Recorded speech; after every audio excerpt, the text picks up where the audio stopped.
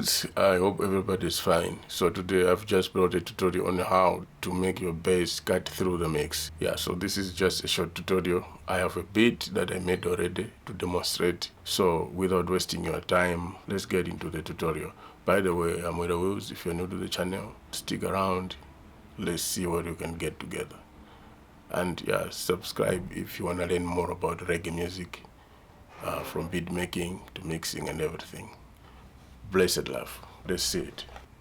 Alright, so first of all, there are things which should be able to understand when it comes to reggae music and the relationship of instruments. Now, in this particular scenario, we're looking at the bass because that is the main focus. So we are looking at the bass, the relationship between bass and kick, right?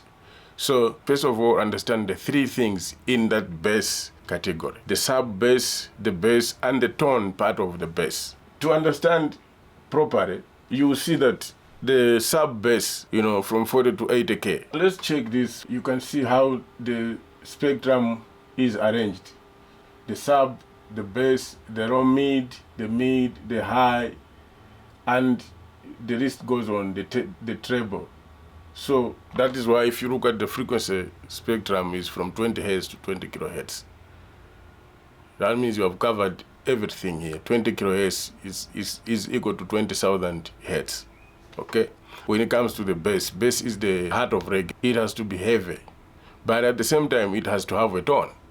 So those are some of the things that you have to look at. So this is the bass.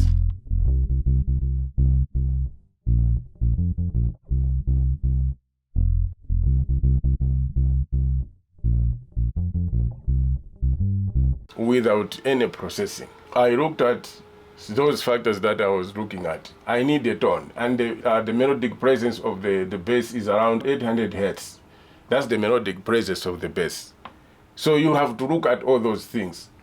The box part is around 200K to 400K. Understanding this, you will be able to check how you can manipulate properly your equalization technique.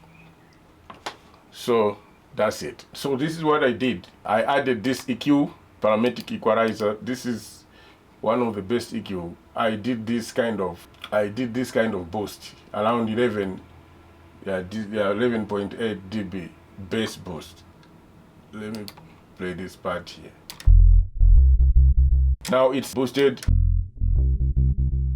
without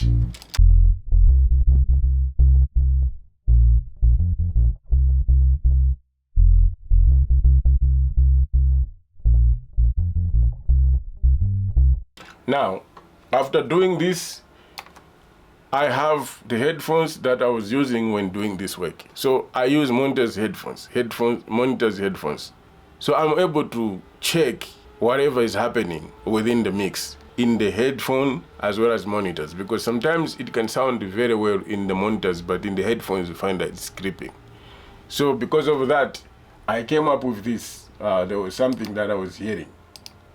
So I decided to do something a bit, just here. You can see this somewhere here. It's dipped a bit here, somewhere here. So I decided to do something a bit, just to check, to make sure that this is not happening a bit. So I had to cut around 60K a bit, to notch a bit, you know what I mean? Because that is where there was a problem.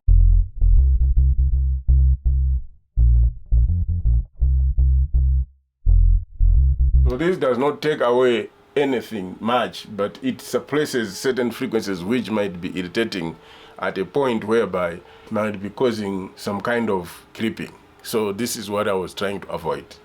Alright. This is the first step, EQing technique.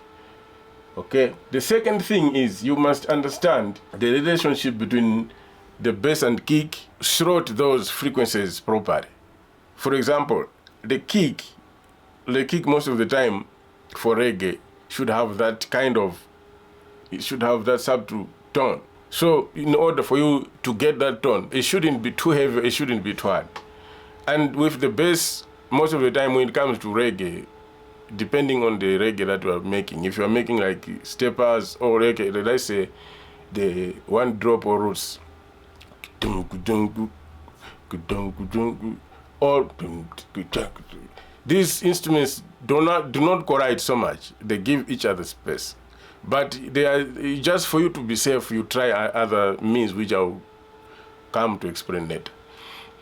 So you manage the level of the kick and the level of the bass so that there is space. They are able to give each other space. The tone is properly.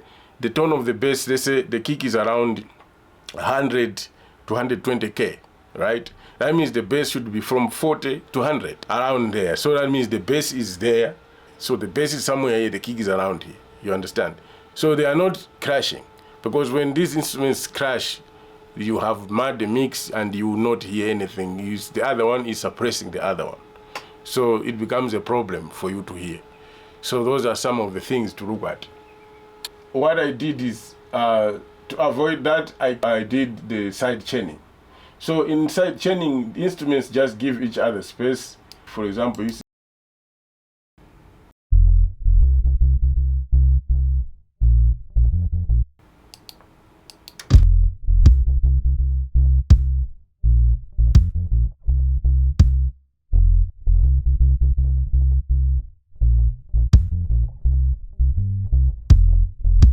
All right, so how did I side chain it? I did something like this.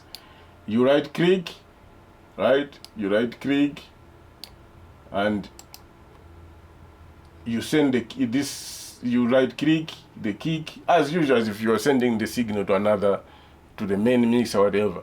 So this is the way. So you come here, where it says side chain to this track. So you click side chain to this track, right? After side chaining, you add this fruit limiter here. This fruit limiter, okay. So after adding this fruit limiter, you set these parameters, you check around these parameters. First of all, you leave the limiter alone, you come to the compressor here. And you click, you find there is a kick here. This is my kick, right? So it is going to be side chaining with this bass. After doing this, you make sure you work around with the threshold. So for example, if you take down the threshold so much, you choke the bass. Let's do it and see. So.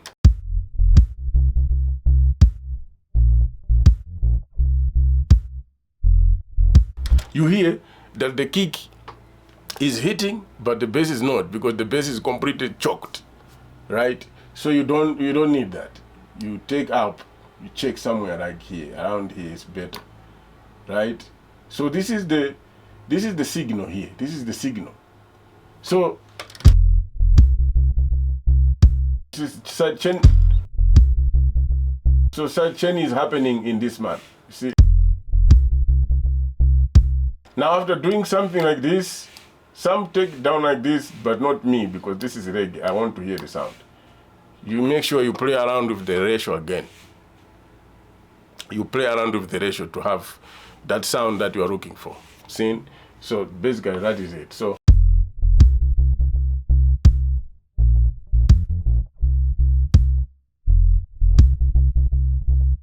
okay, so this is the sound. So let's check if you play them together, you find that they sound like this.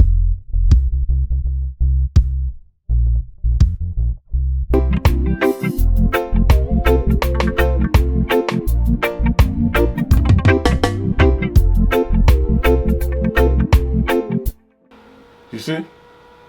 Then what I did, the last thing I did is to add some kind of saturation. So this is a saturation knob.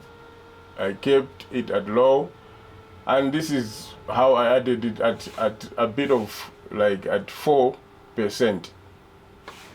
You check these levels up there.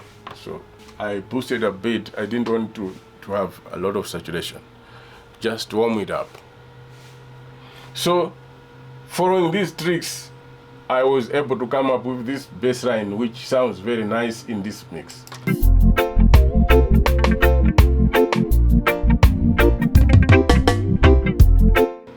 Yeah, basically that is it. This is the way you can do. Just to understand the frequencies is the most important thing. The second is understand the relationship between the kick and the bass. That's what I wanted to show to you guys. Thank you so much for watching this tutorial. I hope you learned something. If so, thank you. Leave a comment and share your ideas on how you do this. I'll appreciate also to hear from you guys. If you're new to the channel, once again, I appreciate you for staying so long to listen to what I brought. Respect. If you want production services, you can contact me via email. I just have one plea. If you are requesting me, I don't do collaborations right now. I'm in a space where I just want to do something for somebody and I get paid from what I've done because I'm developing. Collaborations, how others present to me is like they don't want to pay anything. This is equipment that has to be maintained. I have bills. This is the only thing that I do for a living. This is my life. So if you're consulting me to work with, just prepare to understand these kind of facts. And if you want to purchase samples, I have good samples. You can also purchase. My samples are very good. You don't need to process much if you want to use them. So you can contact me via my email. I'll leave it in the description below. You can also join my free WhatsApp channel. Let's boost the community. I share a lot of good stuff there. I'll leave the link there also. Respect. Thank you so much.